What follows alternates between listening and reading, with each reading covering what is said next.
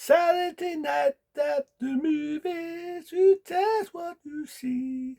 Yep, it's that night again, Saturday night at the movies, so why not, why not? So I'm just going to talk about movies I'm looking forward to seeing, movies I'm enjoying through, movies, as it's Saturday night at the movies. Not done it for a bit, could have been out and about, so I figure why not? Just Saturday night at the movies. Now, you already know, that I'm planning on talking about more of Boom Boom Boom Boom Jaws as its 50th anniversary. And just to celebrate that, I do know in Cineworld they're planning on re-showing it. That'd be pretty awesome. Maybe around the world I'll see it, maybe around the world I won't. It'd be interesting to see what it'd be like on the big screen because, in all fairness, I was never born when it first come out. And they're also bringing out the Rocky Horror Picture Show. Now, I've got a profession. This was the first film that Susan Sarandon, the actress, appeared in. And when I saw her in that, I completely and utter fancied the arse of Susan Sarandon. That's right, there's something else. Her name right there, getting all excited. Susan Sarandon, I meant to say. It was the first big motion film. I got to admit, I've seen her in that. She totally turned me on. She was very beautiful, very good actress. Stu is an attractive lady. Stu is a damn good actress. I always remember that song. Touch me, touch me, touch me, touch me. I want to be dirty. So yeah, I always remember that. I always remember the film. Very good film. I'm a free transvestite from Tasselferia. Every song, Daddy and Halloween, will always be the right to the time walk again. You can tidy every Halloween, that song will be played every Halloween. So that'd be interesting one to see. So yeah, I'm going to keep doing the Jaws, talk about Jaws 2, talk about the sequels and all the spin-offs.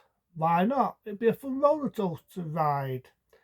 I'm then going to talk about Jurassic Park. I remember reviewing the new Jurassic Park. I've got Jurassic Park, even though technically it's Jurassic World. And that'll be an interesting one. I'll be looking forward to doing that because I do remember, speaking of my childhood, I do remember watching the original Jurassic Park when it first came out on the big screen. And I also remember watching Jurassic Park, The Lost World. I will offend that film because a lot of people said, oh, it's not as good as the first one. But I liked it. I enjoyed it. I thought it was a fun film. I've always been a big fan of, if I can get his name right, Jeff Goldblum. Yay, got a name right, yay. But yeah, I've always been a big fan of Jeff Goldblum. I loved him when he did The Fly. That's a remake. I've got to admit, did it better than the original. And normally, you fucking know, I hate remakes. I fucking spies remakes. But in that one, I think Jeff Goldblum paid it brilliant. I think he did a brilliant performance. I do know when the fire was being made, the amount of makeup they put on him, the body thing all over his body, he was butt naked, he was really uncomfortable, but he still did a damn good performance. And that film, I loved him in it. I just thought he was a really good actor, and I liked him in Jurassic Park. I liked him. I think he had a bigger role when he did Jurassic Park, The Lost World, eating with a dinosaur. But I did. I've always been a sucker for Jeff Goldblum. I think he's a damn good actor. I mean, I do remember he originally played the bad guy in the original Death Wish. Yes, he played a character you love to hate. I hate you fucking cunts. When he batters that poor woman to death for just being the wife of Charles Bronson. But in all fairness, that's an actor. That's an actor doing his job. It's not like in real life he goes around murdering and battering women. He was an actor doing his job. That was his job as an actor, playing a not very nice person. Same as in other films, you play a funny person or you play a serious role like in The Fly. It's called acting. But anyway, moving on. So yeah, I'd love to see that. Jurassic Park thing, I like it sometimes I don't, but I don't mind it. Jurassic World, people say it's a remake of Jurassic Park. Spot on, I think it was. I do admit the second one was a little bit better and was a step up. And I've already reviewed the new one. So it'll be a fun roller coaster ride. In my eyes, it'll be a fun roller coaster ride to do. I'll be looking forward to doing them. And they're going to think of other things to do. I do keep saying I want to do some Steven Spielberg films. I remember seeing that book, and yes, I still got that book. I am a big fan of Steven Spielberg. As a director, he's a damn good director. I know as a person, he's very ruthless as a businessman. I can tell you the dark side of Steven Spielberg you will not want to know about. I still respect him. I still respect him as a director. He has done some good films out of respect. He did E.T. Everyone knows it. Blockbuster of that era being 1982. He did my favourite with George Lucas, Raiders of the Lost Ark. I love the foil ones, it would be Indiana Jones and the Temple of Doom, Indiana Jones and the Last Crusade. I'm going to talk about the new ones. To me, that's how I like to see Indy. He did Jaws, which I'm looking forward to reviewing. He did Dulce Towers for the third time. He did loads. You know what I mean? Saving, not is it Private Ryan? No, it's not Saving Private Ryan. That's a fucking comedy with Oldie fucking on. Duh. It'll come to me. But I remember doing that Date War film with Tom Hanks. If anyone knows what I'm on about, you know what I'm on about. I remember that damn good film. He's done serious films, he's done comedies, he's done sci-fi, you name it. Steven Spielberg's done it, so you've got to respect him in that sense.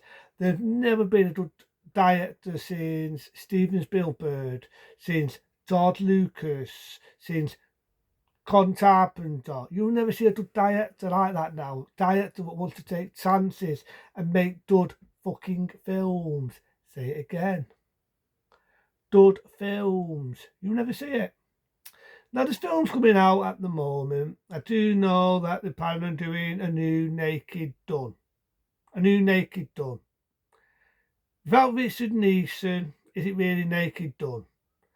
I don't mind the actor who's now taking the role, but in all fairness, he's more of a guy who does serious acting roles. I prefer him in films that say like Snaps or Darkman or films like that. I don't really know if comedies is foray. To me, I always looked at this actor as being more of a serious actor. And Pam the Slutty Anderson, Vera. Dan, it's your time down now, Pamela Anderson. She's not doing porn with her fucking ex-husband. She's not fucking on the beach, sewing off her false tits. But nevertheless, you know what I mean? I know now she don't wear makeup. She has calmed down a bit, so I can't really insult her. But Vera, I know it's not a sequel. Well, it is a sequel. I know it's not a remake, I meant to say. Happy to say. It's not a remake. It's more of a sequel. I do respect it for one thing. It does have a love letter to Lisa Neeson and the other actor who's appeared with him. It does have a love letter there, so I will respect that. But to me, a little too late in the day. It might be good. It might be, I always do it, so I'm going to do it. Digging up from the past. It might be dud. I want it to be dud. Because I do like the actor. But just all I'm saying, it's just my opinion. I just don't think he's more for comedy. He's more for serious roles. But we'll see. Other films at the moment. There's one film though, it looks a bit fucking weird. It's called Stuck on You. And this one looks like, I'm not sure it's going to be a film or an horror film. But it sort of taught me I'm into something weird, like a body type of horror. But yeah, these are the films I'd be into seeing. But into them, be smart, be safe, and end it like this. Saturday night at the movies, that's what you see.